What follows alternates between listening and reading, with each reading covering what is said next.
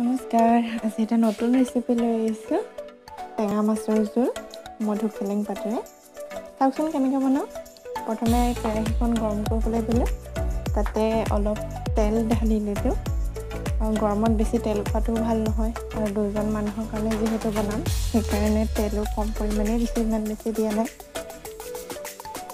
কেৰাহীখন গৰম হ'বলৈ দিলোঁ। দিয়াৰ পাছত এইখিনি মই মধুসোলেং পাত, মধুসোলেঙৰ আগ হয়, এইখিনি ধুই মেলি চাফা কৰি ল'লোঁ গোটেইখিনি।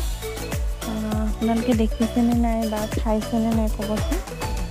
খুব ভাল লাগে, গৰমত বহুত ভাল খাবলৈ। টেঙা হয় যিহেতু, টেঙা মাছৰ আঞ্জা হ'ব, খুব ভাল লাগে খাই। মাছ 2 পিচেই আছিলে, তাকো ঘৰৰ পৰা দি পঠাইছিল ভজা মাছ। পাঁচফোৰণ ল'লোঁ, হালধি অলপ, নিমখ, জলকীয়া 2টা ফালি ল'লোঁ, কেঁচা জলকীয়া, আৰু পিঁয়াজ অলপমান লৈছোঁ। পিঁয়াজো এফাল লৈছোঁ, সৰু পিঁয়াজ এটাৰ এফাল, আৰু আলু বইল কৰি পিটিকা কৰি লৈছোঁ। চামুচখন অলপমান ভাঙি ল'লোঁ। আৰু বেছি বস্তুৰ প্ৰয়োজন নাই, যিহেতু গৰম, সেইকাৰণে চব বস্তু অলপ অলপ দিছোঁ, একো অপকাৰো নকৰে। প্ৰথমে তেলখিনি গৰম হ'ল যেতিয়া পাঁচফোৰণখিনি দি দিলোঁ। পাঁচফোৰণখিনি অলপমান ফুটিছে, পিঁয়াজ কেইটুকুৰ দি দিলোঁ। পিঁয়াজো মই বেছি ব্যৱহাৰ কৰা নাই, পিঁয়াজো অকণমানি দিছোঁ, ইমান বেছি নহয়। ইয়াত জলকীয়া কেইটাও দিব লাগিব। জলকীয়া কেইফাল দি দিলোঁ মই। 2টা জলকীয়া, কেঁচা জলকীয়া মই 4ফাল কৰি লৈছিলোঁ, ঘৰৰ জলকীয়াখন।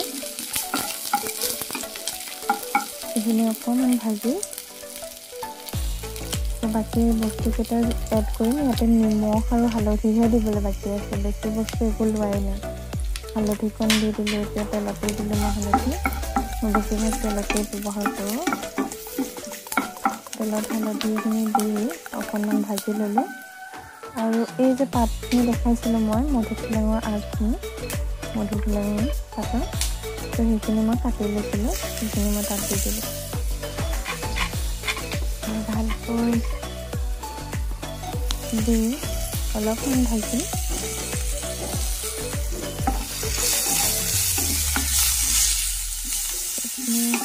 ভাজিব লাগিব অকণমান ভালকৈ।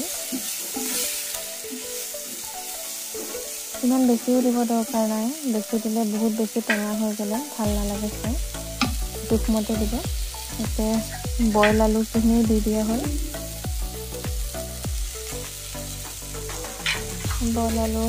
আলুকণ বইল কৰি ল'লে ভাল, চব্জিখন সোনকালে হয়, যিহেতু মধুসোলেং আগকেইটা সোনকালে হয়, তো আলুটো সিজিবলৈ কাৰণে টাইম লাগিব। তো সেইকাৰণে আলুটো মই ভাতৰ চাউল লগতে দি কুকাৰটো একেবাৰে বইল কৰি দিছিলোঁ। এতিয়া বহুত সোনকালে হয় চব্জিটো। নিমখখিনি মই দিলোঁ। নিমখ আপোনালোকে জোখমতে দিব, বেছিকৈ বনালে বেছি দিবই লাগিব আন্দাজ মতে।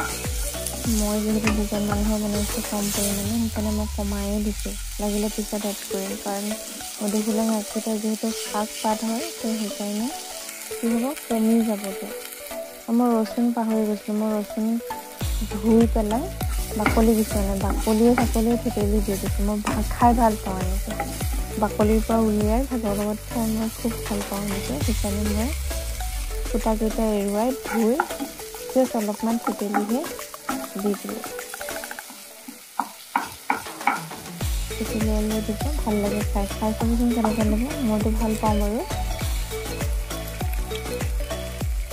ইয়াত এতিয়া দিব লগা একো নাই, পানীখিনি এড কৰিব। মই গৰম পানী কৰিব পাহৰিলোঁ লৰালৰিতে, তো সেইকাৰণে ঠাণ্ডা পানীয়ে দি দিছোঁ।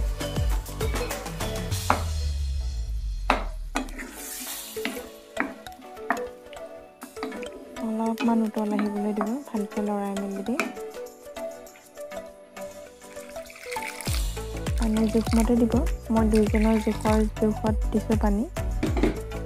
আপোনালোকে নিজৰ ইচ্ছামতে দিব, কেইজনৰ কাৰণে বনাইছে। এইখিনি মই এতিয়া উতল আহিবলৈ দিম। ঢাকি দিলোঁ। দেখিছেনে, অলপ সময়ৰ পিছত চালোঁ, এইখিনি ধুনীয়াকৈ উতল আহিছে, কালাৰটো চেঞ্জ হৈ গৈছে চাওক। ইয়াত এতিয়া মাছ 2 পিচ এড কৰিম মই। 2 পিচ মাছেই আছিলে, 2জনৰ কাৰণে 2 পিচ মাছ ইয়াতে এড কৰিলোঁ।